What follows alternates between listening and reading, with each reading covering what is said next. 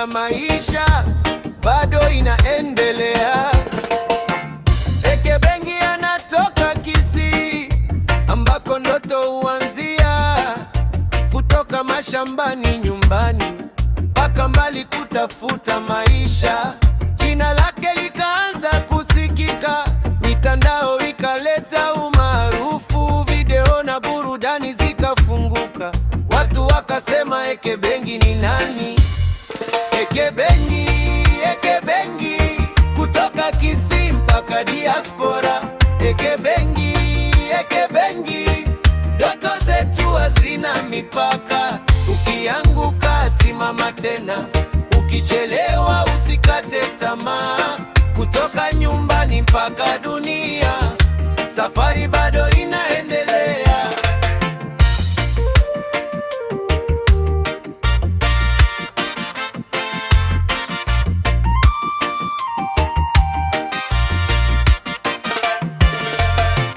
Watu wanasema yuko Marekani, lakini ukweli tu ndio muhimu.